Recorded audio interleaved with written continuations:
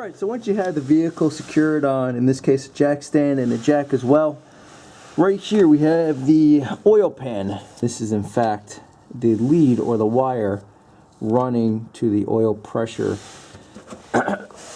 unit here. Excuse me, and an easy way to find it, of course, here's your oil filter. This again is your oil pan. This is where you drain the oil.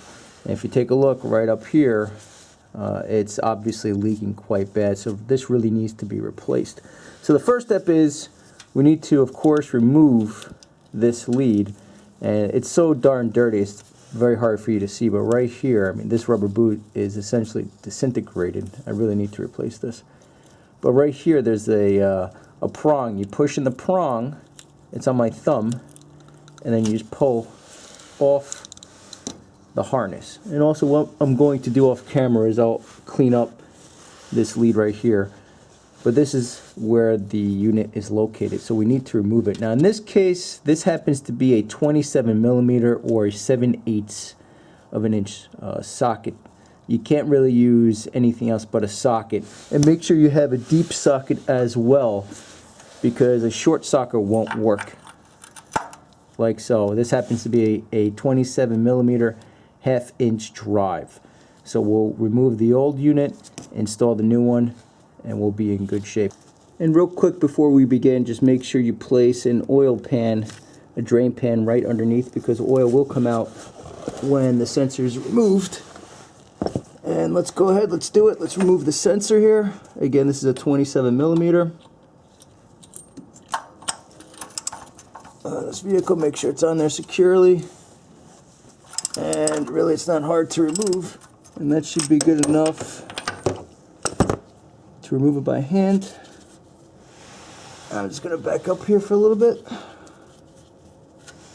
Sent to my drain pan. Just take it out slowly here.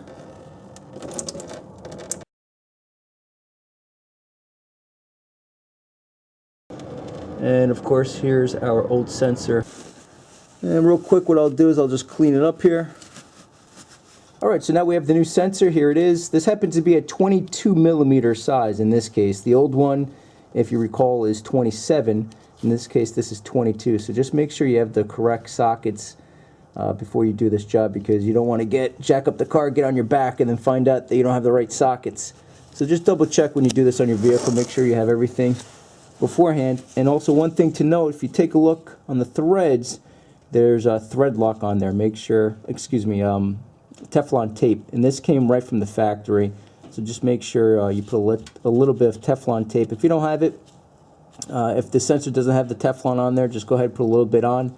This helps ensure that when you install the sensor, it won't leak. So just make sure it's on there, and then we'll go ahead and just reinstall it right back onto the vehicle.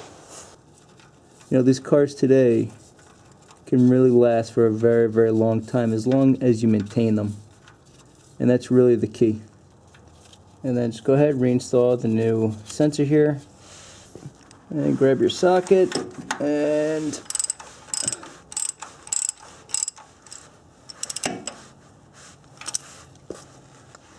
then of course don't forget the electrical connection. And just go ahead, plug that in here. That's it. Now the rubber piece, if you notice, it just completely ripped off. So what I'll do is, off camera, I'm going to just wrap around the sensor, and then I'll just put a zip tie around it. You know, that way it protects the connection here. And of course, don't forget to reinstall any oil that we lost. So let's go ahead and do that.